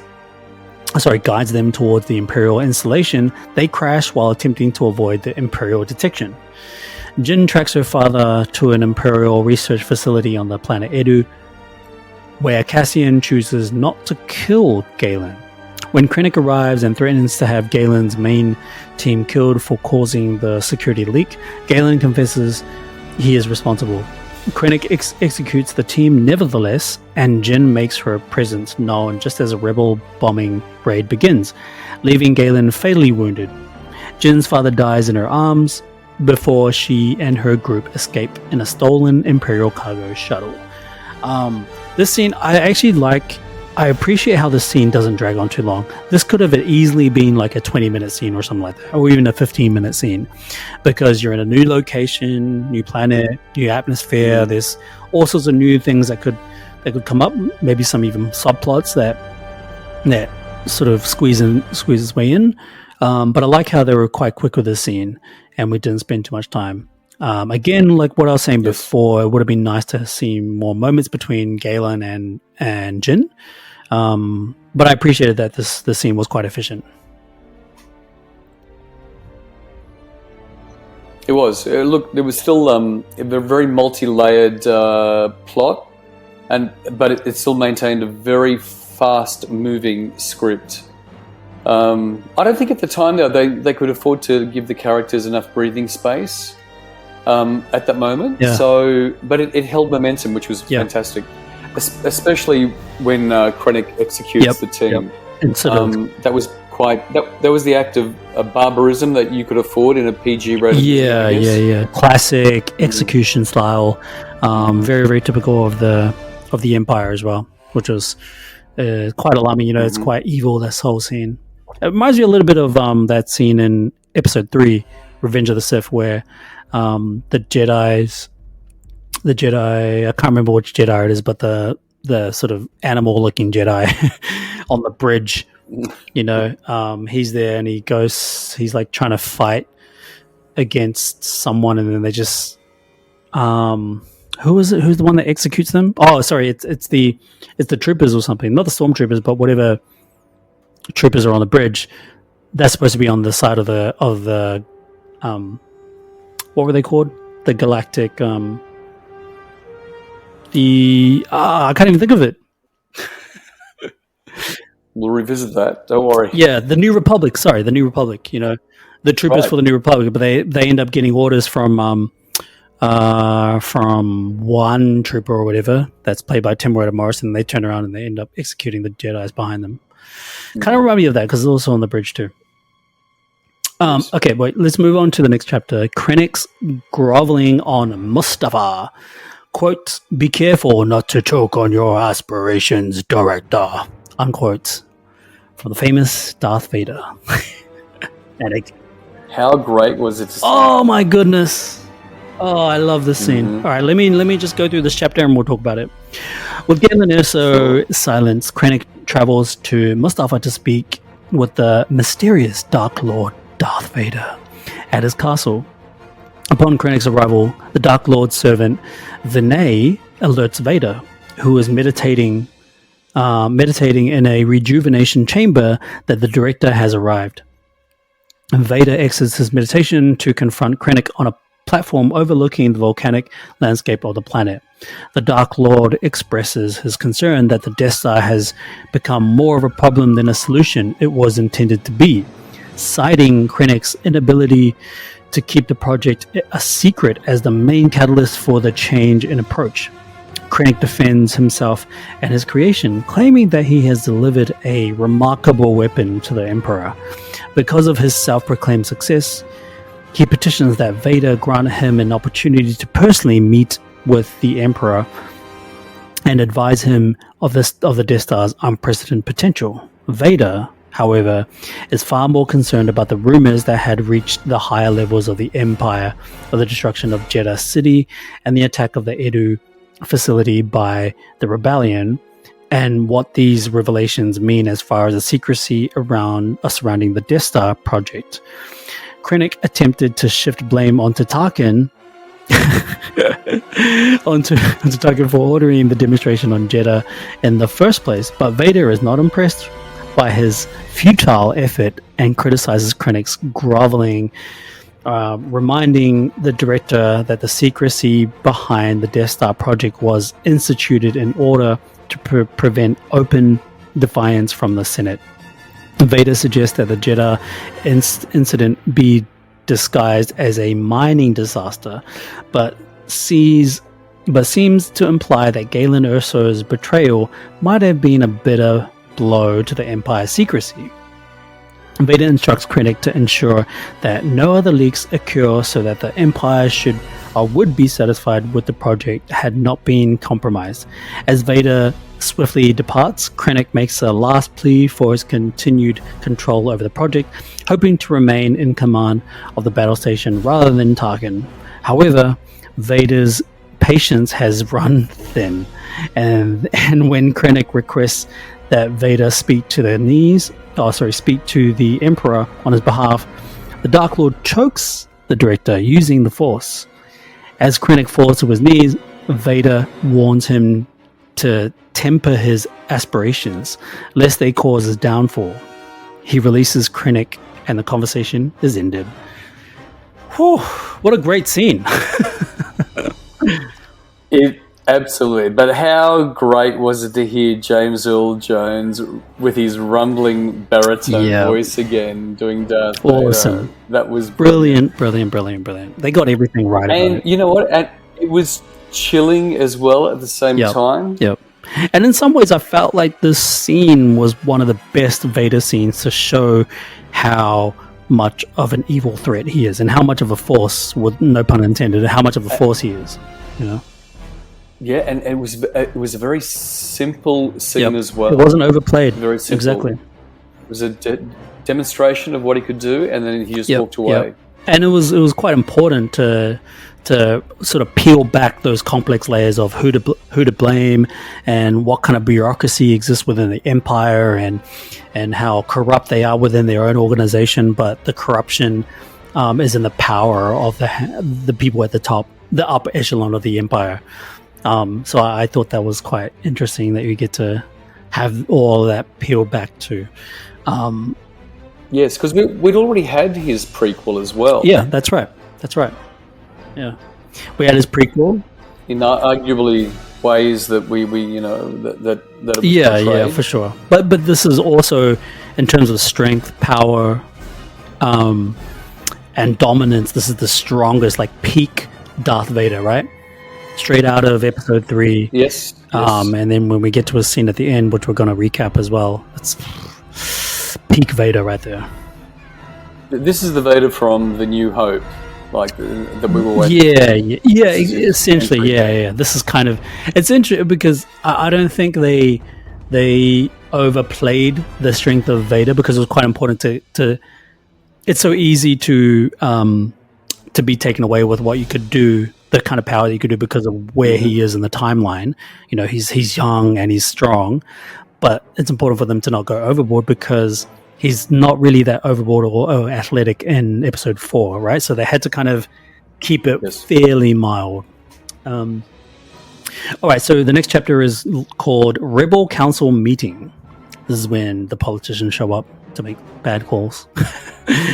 Quote, rebellions are built on hope, unquote, by Galen Erso. Having returned to the rebel base on Yavin 4, Jin and Bodhi are both present at an Alliance Council meeting where Jin proposes for the rebels to travel to Scarif and steal the Death Star schematics so they will know where to target the flawed reactor module. The rebel leadership, including Mon Mothma, Jan Dodana, Bail Organa, Tinra, Pamlo, Noah Jibble, Vaspa, Davtis Draven, Admiral Radis, and Antok Merrick. Oh, jeez. That was difficult. Cannot come to a consensus. Many of the senators propose to scatter their fleet because they have no choice but to surrender. Monmouth and Organa and Radis attempt to defend Jin's plan. Unfortunately for them, with Galen Erso and Zorgura dead, their hologram destroyed, the rebel leadership has no way of verifying Jin's claims. The fearful opposition of Pamlo, Vaspa, and Jebel outweighs the support, despite an impassioned plea from Jin calling for hope. Without full support of the council, Mothma is forced to play devil's advocate, declaring the odds too great to commit so much for their forces. Now, I like this scene for a couple of reasons. One, it puts our heroes, or our sort of unsung soon-to-be heroes, in such a controversial position that they're pushed against a wall, pushed into a corner. Essentially, it's like, what do they do now? And I like that politics is going to be politics, and you're going to have opposing sides not agreeing, especially if they're trying to tell them that you need to believe us. We saw this and this is what's going to happen. You need to take our word for it. And I like how it's not as easy as them taking their word for it. I like that there's a hurdle put in place where the powers that be in the council just don't agree and don't see it's worth it. Yes, and this is where they stand their ground. Yeah, they stand their ground, and it makes it much more worth it when you see when hope becomes a visceral and physical entity. Hope is kind of the epitome of the Rebel Alliance, and so that makes more sense when they're pushed into a corner where they're not allowed to go to wherever to take these risks because the council doesn't allow them to. So then it means even more. That mission becomes even more great, and the sacrifices become even deeper. Okay, so Rogue One departs for Scarif. Quote, Rogue One pulling away, unquote, body rook. Frustrated at their inaction, Jyn, Cassian, K2SO, and a number of rebels volunteer to take matters into their own hands. The party takes the shuttle to raid the data bank themselves before they take off. However, they are confronted by Rebel Command, who ask them to identify themselves. Rook improvises a call sign of Rogue One. The movie's namesake. It's great. Rogue One, before heading off to Scarif without Alliance permission. I think this is such a great idea to announce like the title of the film. It was perfect.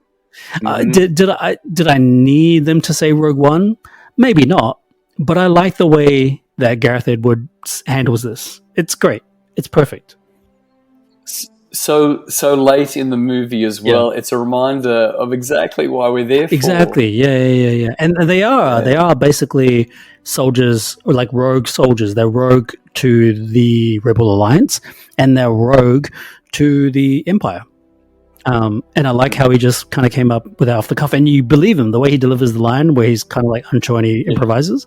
You believe him that it's coming from a place of organic, a place that's organic, but a place that's natural, I guess. It's very cool. I think that's also a credit to his acting for actually sort of like presenting that. That was very clever. All right, we're getting into the biggest chapter of this recap, the Battle of Scarif. Quote, they've no idea we're coming. They've no reason to expect us. If we can make it to the ground, we'll take the next chance. And the next, and on until we win. Or the chances are spent. Unquote, Galen Erso to the members of the Rogue One. Rogue One arrives at Scarif. They begin to transmit a clearance code, praying that it has not been listed as overdue. Fortunately, the code is valid. The team enters the shield gate and head to the planet below. Briefly before starting the mission, Jyn speaks to the squad in an effort to inspire them, emphasizing that despite being clearly outnumbered, anything is possible with the element of surprise on their side. Cassian debriefs the men and orders them to attack the troops as a distraction so they can gain entry to the Citadel and find the plans. As Jyn, Cassian, and K2SO search the databank for the design plans, the rest of their team set off explosives and commence firing in the nearby landing area in an attempt to distract the resident stormtroopers. Arriving at Scarif, Rogue One jumps the inspection team and steals their uniforms. Jyn and Cassian masquerade as the inspection team and gain entrance to the Citadel with K2SO in tow. Inside the Citadel, K2SO hacks into another Imperial droid of the same model to gain intelligence to locate the access vault. To locate and access the vault. Krennic orders the garrison deployed after the squad sets off the diversionary explosives. Tarkin is alerted that the Scarif installation has been compromised by rebels and is concerned the rebels may be after the Death Star plans. Tarkin has Lord Vader informed of the developments before ordering the Death Star into hyperspace to investigate. Meanwhile, Back at the Rebel headquarters on Yavin 4, the Rebel learn of the battle from intercepted Imperial transmissions, but before the Council was notified, Admiral Raidus has already sent his fleet in support of Rogue One's efforts. Yay! Some of the Rebel lines are coming. While Rogue One is battling the Stormtroopers, Body contacts Scarif Imperial headquarters and feeds them false information and create confusion in order to give the squad a better tactical advantage. The garrison deploys AT walkers to battle the squad. Oh, it's starting to get heated. Yes. These big AT and ACT. I thought it was AT and AT. I guess not. I guess it's like the earlier ones, AT and ACT. Incredible, monumental sculptures. Once Raidus's fleet arrives, Red and Gold squadrons are ordered to protect the fleet, while Blue Squadron is ordered to get to the surface to reinforce and provide the air support to Rogue One battling on the beaches.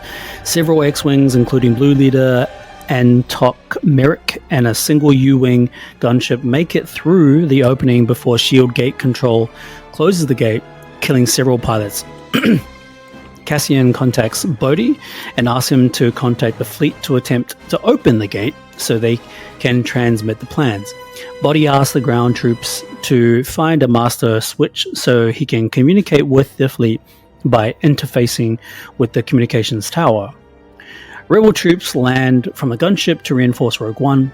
The fleet begins to attack at the shield gate, but no available Rebel X-Wings encourage numerous TIE fighters stationed on the shield gate, with both sides suffering substantial casualties. Jin finds the plans on the Citadel mainframe, codenamed Stardust. Good way to tie that up as well. What a great way, because we learn about her nickname from the father earlier on in the film. Her name is Stardust. Yes. And it's a perfect way of locating where that would be, because how would they even locate the file anyway, right? That would have been a hard thing to try and convince. But good scripting allowed for this to happen, because they sprinkled that in the earlier in the film, and then it makes sense for for him to name it after that. It's great. And for me, that was unexpected. I didn't think that's what it was going to be. Yeah, I didn't. I love. Yeah, I mean, it was unexpected, but what else would he have named it? What for them the to father know, would do, yeah.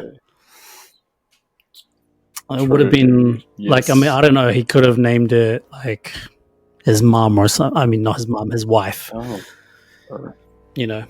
That couldn't be. But it was perfect to call it Stardust. In which Jin immediately recognizes the name as a secret personal message from her father to help her with the Death Star plans. K2SO closes the vault door moments before stormtroopers arrive to investigate. K2SO desperately attempts to lure them away, but the stormtroopers become suspicious and he is forced to attack them. Before being destroyed by enemy fire, K2SO locks the vault door so the stormtroopers could not open it again, allowing time for his comrades to retrieve the plans. Krennic is informed that the vault has had unauthorized access and goes to investigate. Jin and Cassian climb the data vault and physically remove the data plans. Right after the retrieval of the plans, however, the duo are ambushed by Krennic. He shoots Cassian with his blaster, causing him to fall. Chirrut is killed after activating the master switch to allow communication with the rebel fleet from Rook's shuttle.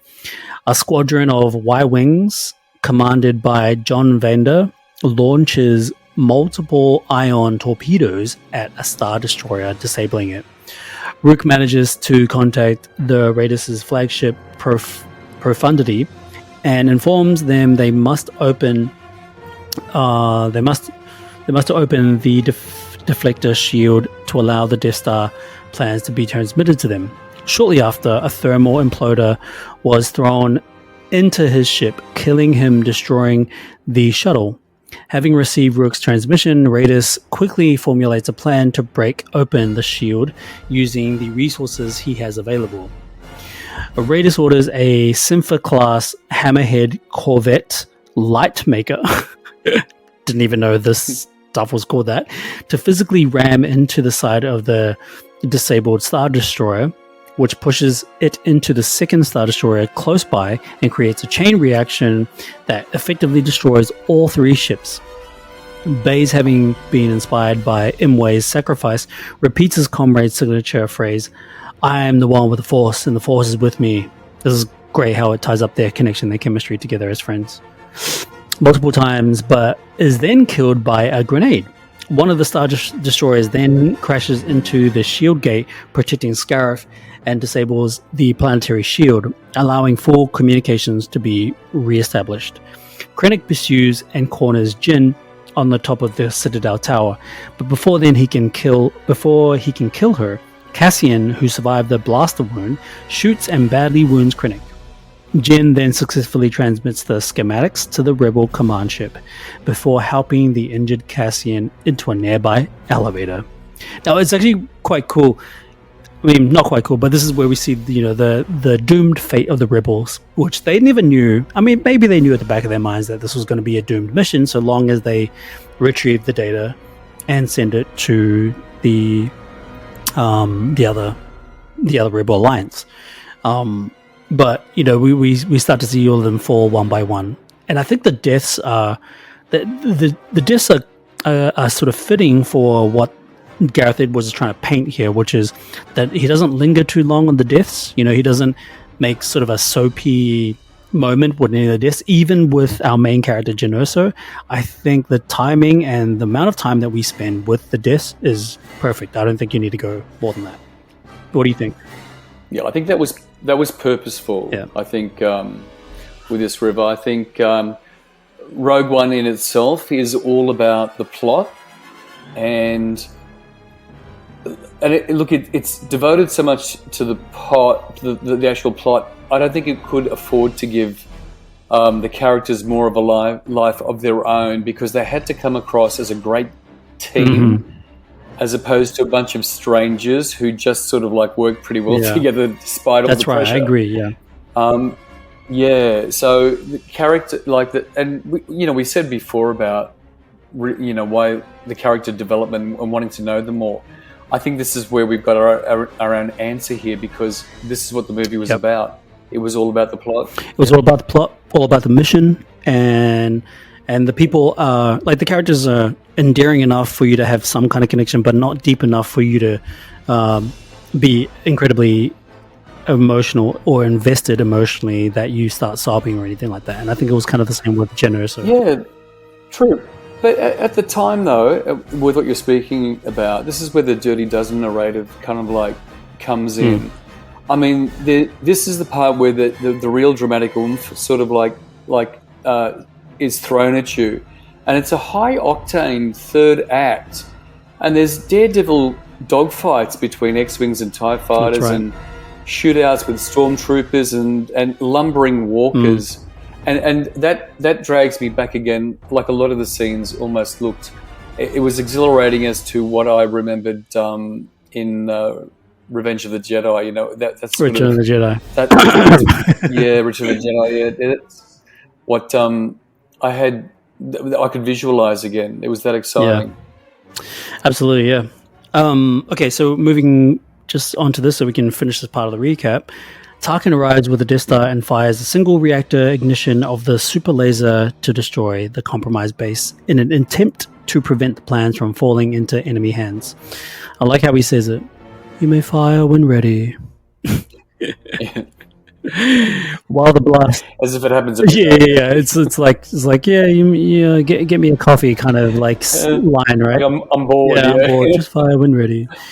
While the blast overshoots the base through the fringes of the beam, take out the transmitter and Krennic along with it, and impacts several kilometers away, and nonetheless triggers an explosion powerful enough to guarantee the death of everyone in the vicinity.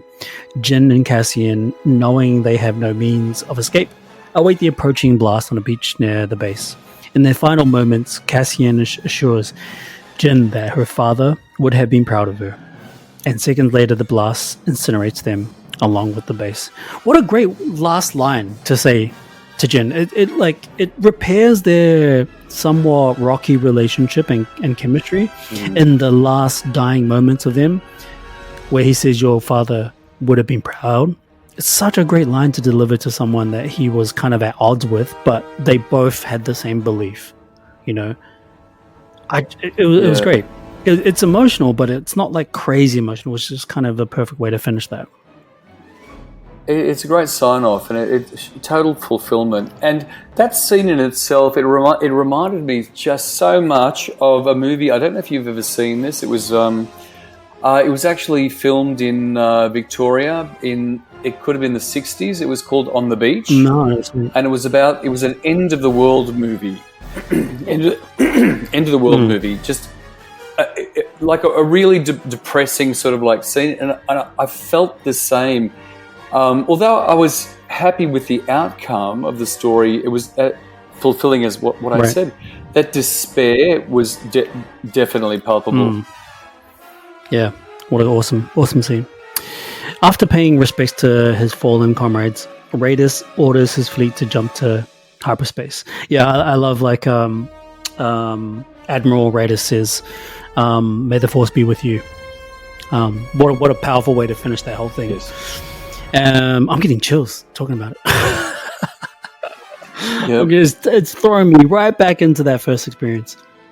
Raidus orders this. Could you imagine in a preparation sort of like meeting with the writers and just throwing all these concepts at each other? Yeah, right.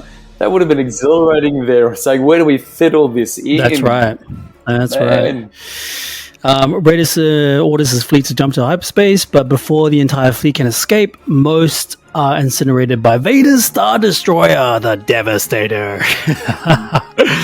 Just when you think it's about to finish, Vader shows up with his Star Destroyer called the Devastator, which begins to either destroy or disable the blockaded Alliance ship. So yes, some of the rebels get away, but you know, some of the rebels with arguably the most important rebel ships gets rudely interrupted because it has the plans on there.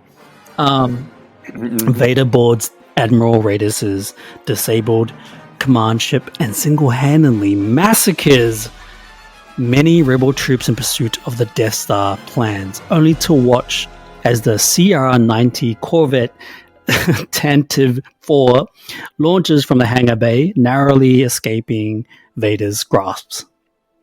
Man, this Vader scene, holy shit. I remember when I first saw this in the cinema, I just thought, you know, like we're going to see the Rogue One mission come to full fruition where sacrifices are made, worthy sacrifices, and the Death Star plan is going to be handed off. I just thought that was going to be in. But then to give us what all of us Star Wars sweetie nerds want. I was happy enough for the film to do its sort of grounded, realistic take on Star Wars. I was happy with that. But then to give us the Star Wars spirit with Darth Vader doing his thing. Brilliant. Oh my goodness. Yes. I didn't know I wanted that, you know, and I gasped in the theater. Like I was like, whoa, and then everyone around me was going, whoa, whoa. Like, you know, it was perfect because, you know, it's sort of that scene starts off with the emergency siren, like meow, meow, meow, meow, and then it's like illuminating like siren, you know, red siren lights in the background, and then it's super dark. The camera goes to the dark place entity, and then all you hear is the with the lightsaber illuminating the whole hallway, and then like the whole music comes in, and it's brilliant. Yes, because the scene on the beach, it was like the story is over, but it's not. There's continuity. And Vader has to have the last say. It's freaking amazing the way they do it. And like I said before, it's peak Vader. You know, he's slicing, he's dicing, he's force choking people, he's force throwing people. I'm like, holy shit. Multitasking, you bet. Oh my god. and for a moment you're kind of like, whoa, they're not going to get away, but then you sort of quickly think, oh no, of course they get away. but that's how powerful that scene is, you know. It's great. It's real cliffhanger sort of stuff, wasn't it? It was the best. God. It was the best. Oh, well done. And then sort of like the last shot of Vader that you see, he's standing there, and then it's got his classic imperialist theme music in the background. Dun, dun, dun, dun, dun, and he's just kind of saying, it's so good. And anyway, we get to the last chapter, which is very, very short. Secret mission to Tatooine. Quote, Your Highness, transmission we've received. What is it they've sent us? Unquote. And then quote, Hope. Unquote. By Leia Organa. Aboard the Tantive 4, Princess Leia Organa receives the stolen plans and declares that the rebellion has just received hope. The Tantive 4 jumps into hyperspace. And then we get to the credits and congratulate Gareth Edwards for his astonishing achievement for Rogue One Star Wars story. And that is the end of the plot.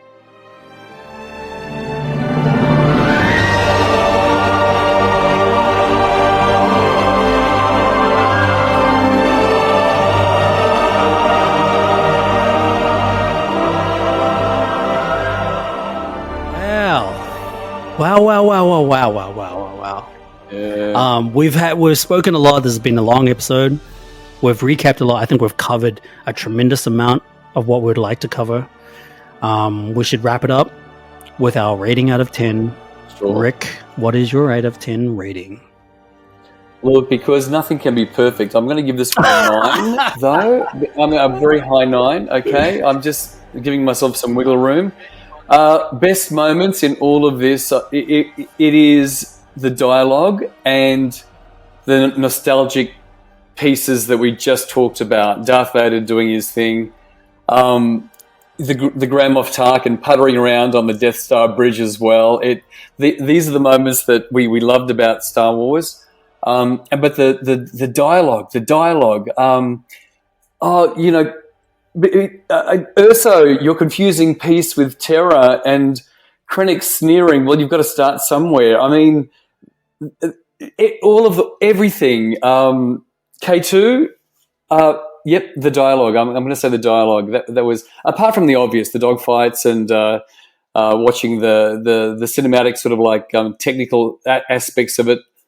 I'm still going to go back with the dialogue. Every time that I rewatch this, I hear something new, and I've got to just smile about it. So brilliant. 9 out of 10 for Rick. Well, for me, I'm not afraid to do this, so I'm going to give it a 10 out of 10. Ouch. I mean, there's no reason for me to give it anything less. It's a great film. The characters are on screen for the right amount of time. They don't overstay their welcome. They don't understay their welcome. The action is great. The action is well earned. It's epic scale action. It's the kind of huge, grand scale action that we've always wanted to see in a Star Wars film. The perspectives in what Gareth Edwards shows us, and also DOP Greg Fraser, what they show us is just an astonishing achievement in visuals and cinematography for a Star Wars film. It's got the emotion. Sure. All right. Opinion, River. Do you think this could have worked as a 2-part movie? Oh, maybe. But I'm sort of limited in my ability to write script in that sense.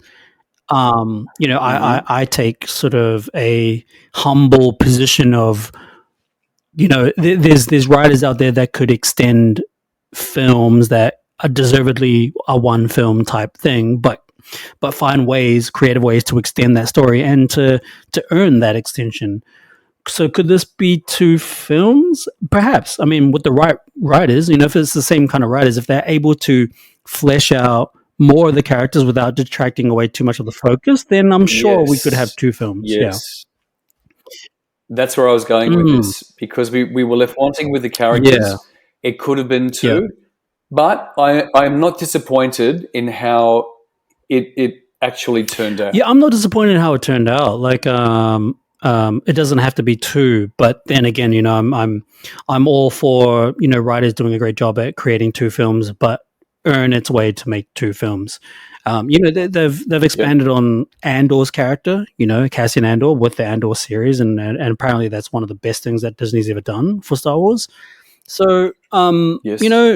could they have done a series with Jyn Erso? Maybe. I'm not sure what you would tell, because I feel like we've got a full scope story of Jyn Erso, but coming back to what I was saying before, it would have been great to see more of that flashback with her and the father.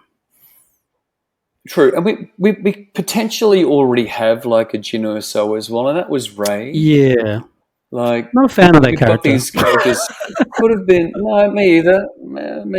Yeah, or Finn, I guess, or Poe. Yeah, I'm not really vibing with those characters. Poe Dameron, maybe only because Oscar Isaac's a good actor, but Finn, I don't think Jonathan Boyega. Jonathan Boyega. I'm not convinced by his skill. I just don't think he's that great. Unfortunately, I think he's that great. Okay, Disney, get your act together. You might have some character prequels with this as well, so standalones. But they did a great job with this, and it was brilliant. Very well done. Gareth Edwards, man, congratulations. Standing ovation. Bring him back for Star Wars. Yep. Disney, bring back Gareth Edwards. I agree. Well, with that being said, this has come up to almost a 2-hour episode. So we should say goodbye to you, and we should say goodbye to our listener. Thank you so much for hanging in there and listening to our entire review and recap for Rogue One, A Star Wars Story. And mind you, this is episode 82. We are in the long haul, or in the not the long haul. What am I trying to say? We are in the I don't know what I'm trying to say. I'm trying to say we're something like we're in the long haul for or the closing haul. I don't know. I'm saying that we're almost up to episode 100, so we're getting there. Episode 82, and the next episode is going to be Saving Private Ryan. By the way, tapping into Spielberg's film slate. So that should be pretty exciting. That'll be coming up later in the week. When will we see you back here on the Legit Cool podcast, Rick? Wait for the next invite, and let's see what you throw at me. Okay. I'll stand by with better. Perhaps we need you for the Zack Snyder Justice League, because that's going to be a long podcast episode. Okay, right. Oh Jesus, yeah. Do I have 3 hours? Yeah, with the rate of our episodes, I mean, it's probably going to be a 5-hour episode. Probably not. We'll be efficient. Don't worry. But anyway, we'll stay in touch. Thank you to the listener. Make sure you check out our other episodes if that intrigues you. We have lots. We have literally 81 other episodes of reviews and recaps, some TV series, some movies.